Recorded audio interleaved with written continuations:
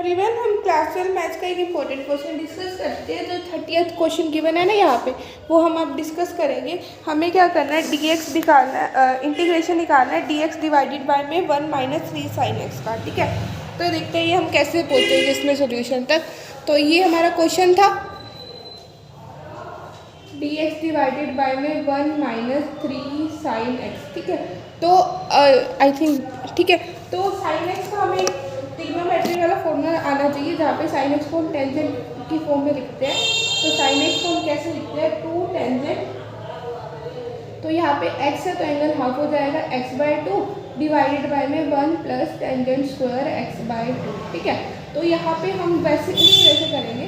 तो dx, ठीक है, डिवाइडेड बाय में क्या होगा, 1 माइनस में 3 2 जा, यानी कि 1 - 6 टेंजेंट x/2।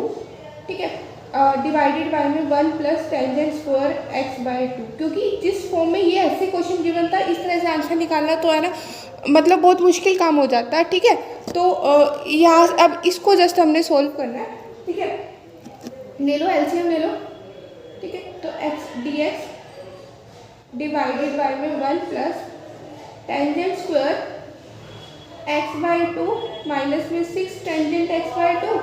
ठीक है, डिवाइडेड बाय में 1 + टेंजेंट स्क्वायर x/2। ठीक है, इतना हो गया। उसके बाद हम क्या करेंगे, अब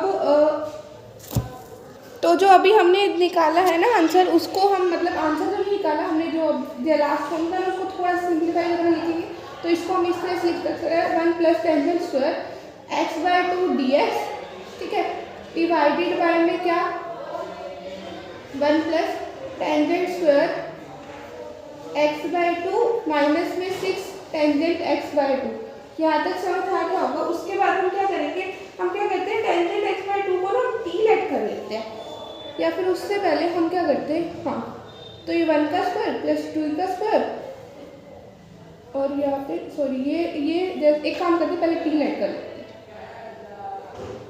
तो टेंजेंट x/2 को अगर हम t लेट करेंगे, तो इसका जो अगर डिफरेंशिएशन करेंगे, तो this will be half of second square dx is equal to क्या आएगा, dt। ठीक है ना, तो मतलब ऊपर हमारा सेकेंड स्क्वायर ही बन रहा है, क्योंकि 1 + tangent square is second square. तो सेकेंड स्क्वायर, एक बार इसको लिख देते हैं, x/2 dx। ठीक है, अब टेंजेंट का स्क्वायर हमें मिल रहा है। ठीक है, माइनस में 2 × 3 टेंजेंट x/2। ठीक है, तो देखो 2 3 जा मतलब 2ab वाले फॉर्म में करें तो हमें 9 का स्क्वायर ऐड करना पड़ेगा, और सॉरी 3 का स्क्वायर हमें ऐड करना पड़ेगा, दैट इज 9, और 3 का स्क्वायर हमें सब्ट्रैक्ट करना पड़ेगा, और 1 हमारे पास पहले से ही था, यानी कि ओवरऑल -8 बन जाएगा।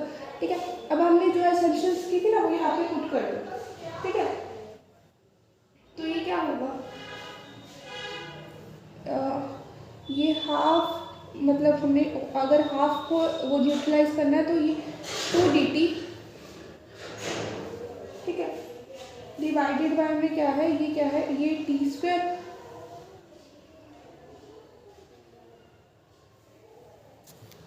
ठीक है, यहाँ तक लेकर मतलब 9 अप टू 9 तक ये क्या बनेगा, t माइनस में 3 का स्क्वायर और माइनस में 8। ठीक है, अब यहाँ पे हम फॉर्मूला इजीली लगा सकते हैं। ठीक है, तो इसका फाइनल सॉल्यूशन मैं लिख रही हूँ, log ऑफ 2 डिवाइडेड बाय में 8, मतलब 2√2 का स्क्वायर है ना।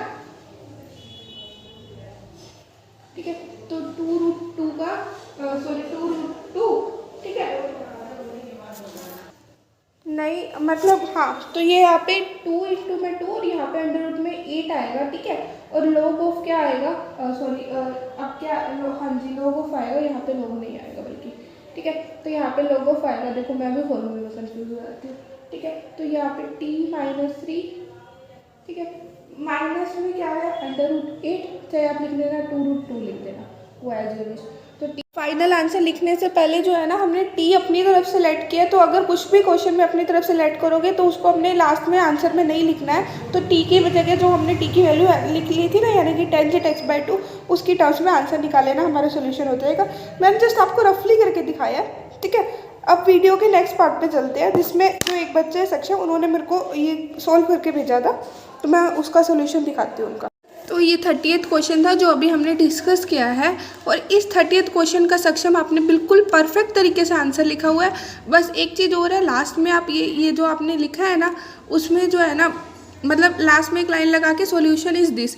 आपका जो सेक्शन ही है ना वो, मतलब मेरे को सेक्शन सी जो है ना वो काफ़ी ज़्यादा स्ट्रॉन्ग है, ठीक है। तो एग्ज़ाम में भी अगर मतलब क्वेश्चंस उसके अकॉर्डिंग आते हैं, वो क्वेश्चन पेपर पर डिपेंड करता है। कई बार सेक्शन ईजी आ जाता है, कई बार सेक्शन डी ईजी आ जाता है, ठीक है। तो ये चीज़ आपकी बहुत अच्छी लगी कि आपने सेक्शन सी सबसे पहले अटैम्प्ट किया, ठीक है। तो और यहाँ पे लास्ट में बॉक्स बना के और आंसर इज दिस लिख देना। जो शुरू के 15 मिनट जो हमें रीडिंग टाइम मिलता है ना, वो बहुत इंपॉर्टेंट टाइम होता है। उस टाइम हमारे दिमाग में प्लान बन जाना चाहिए कि अब हमें सबसे पहले कौन सा क्वेश्चन करना है एंड और, ठीक है ना। तो उस चीज़ का आप ध्यान देना। All the best.